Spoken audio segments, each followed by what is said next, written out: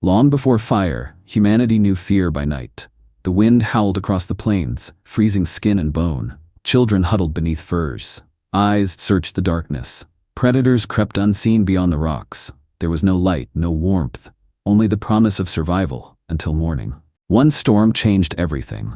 Lightning split the sky and struck an ancient tree. Flames danced wild against the rain. It frightened them, but they did not run. For the first time, they felt drawn to it. They came closer. Step by step, the heat licked their skin, the light hurt their eyes. One reached out, then pulled back. They circled it like an animal, but something had begun. Curiosity had overcome fear. In the days after, they carried embers in bark bowls. They fed them moss, dried leaves, and breath. Each step was a risk, each flicker sacred. They had found a living thing that could not live without them.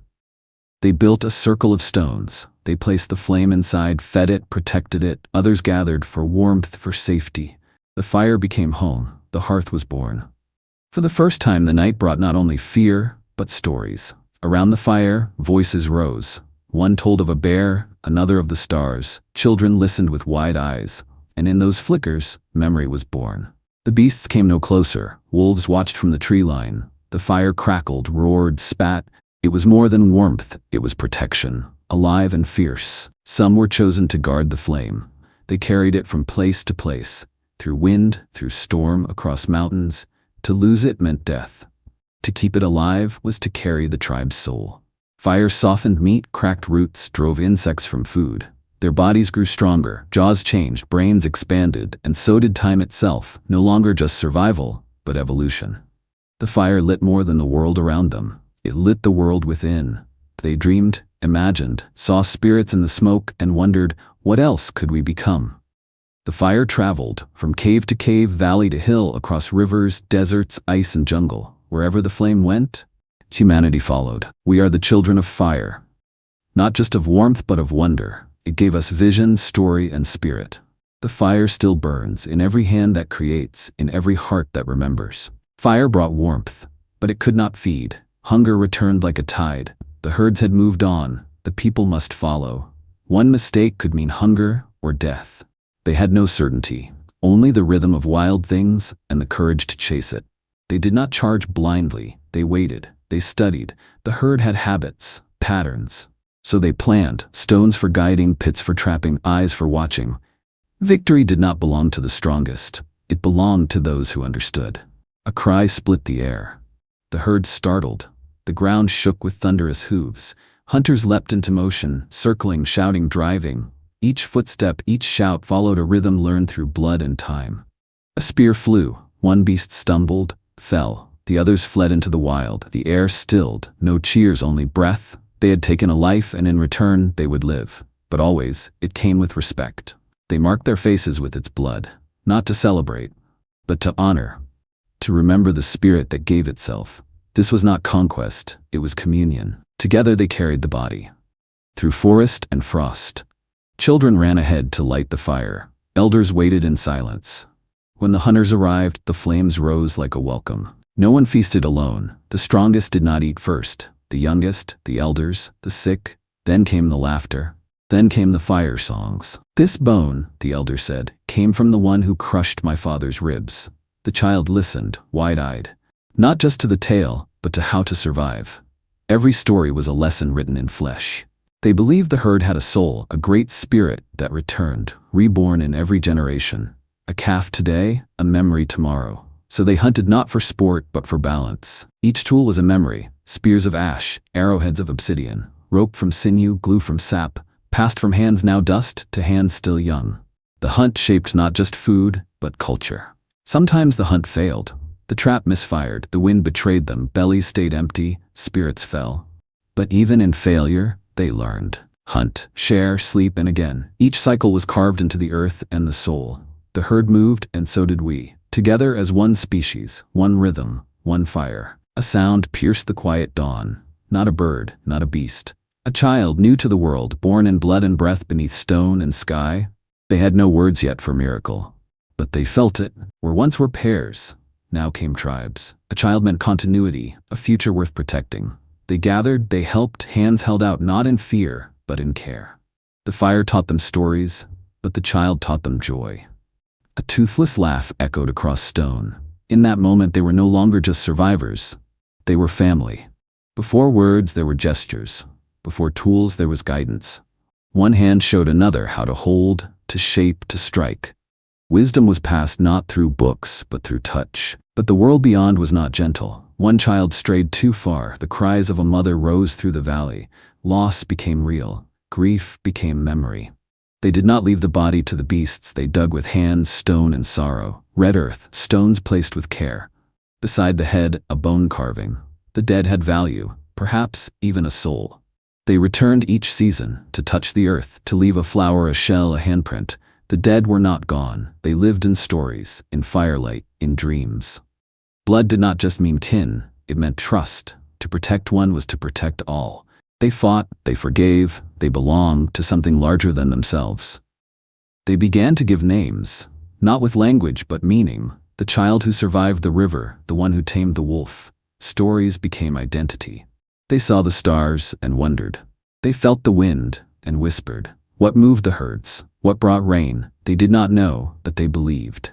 Rain poured, thunder cracked, the sky roared like a predator. But inside the cave, they waited together. The fire hissed, the children slept, and in the storm, they found peace. From blood came bond. From bond came belonging. We were not just surviving, we were becoming, not I but we, the first roots of humanity. The fire flickered, and shadows danced. Hands moved, shapes formed on stone, at first by accident, then by intention. They had discovered a way to speak, without words. Fingers dipped in crushed stone, red, black, yellow. The cave wall became a memory, a prayer, a lesson. They painted what mattered, and what they feared. Spears flew across the stone. Bison leapt in pigment and motion. They recorded the hunt, not to boast, but to remember. Over time, the drawings changed. From animals to marks, from movement to meaning. The spiral, the eye, the handprint, the soul of memory was becoming symbol. This, the elder said, was made by my mother's mother.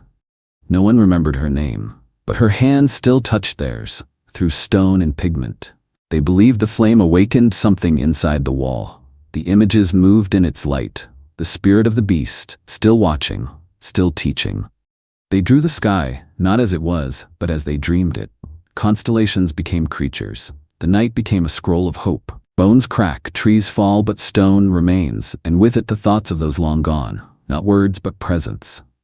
No name, no song, but still, they created, not to be remembered, but because something inside them needed to be shared. When the fire died, the walls held its memory. Footsteps faded, voices fell silent, but the stories remained. Why did they draw? Why did they remember? Because wonder is what makes us human, and memory is the thread that binds the past to everything yet to come.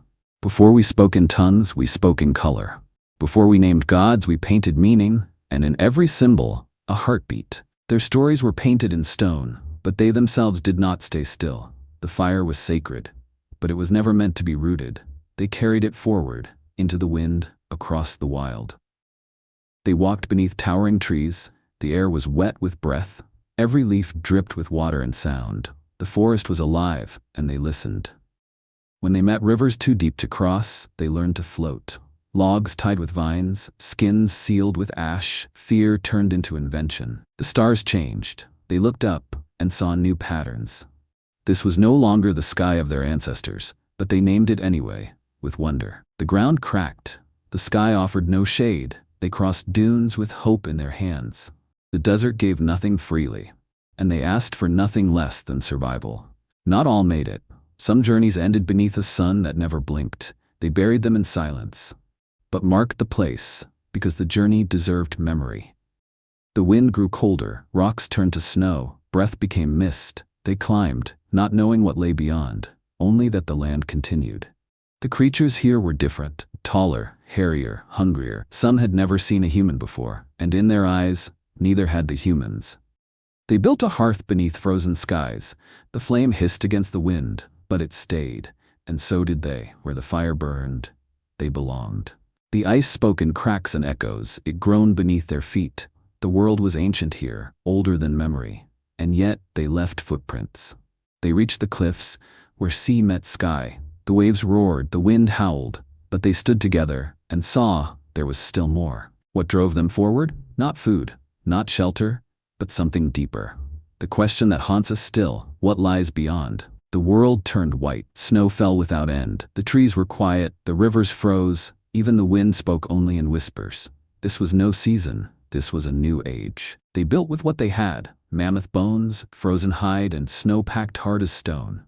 Their homes howled with the wind, but they held. The animals were fewer, harder to track. Each hunt could take days, with nothing but footprints and faith in the snow. They burned what little wood remained, bones, dung, anything to feed the flame. Because in that flame was the last memory of warmth. It came without warning, a wall of wind, snow, and darkness. They held the children, pressed against the ice, and waited for silence. The storm took more than warmth. It took names, voices, entire lines of memory, buried beneath drifts too deep to uncover. They began to fear the sky, not for lightning, but silence. For when the clouds thickened, the storms remembered. But one night, when the wind screamed loudest, they sang.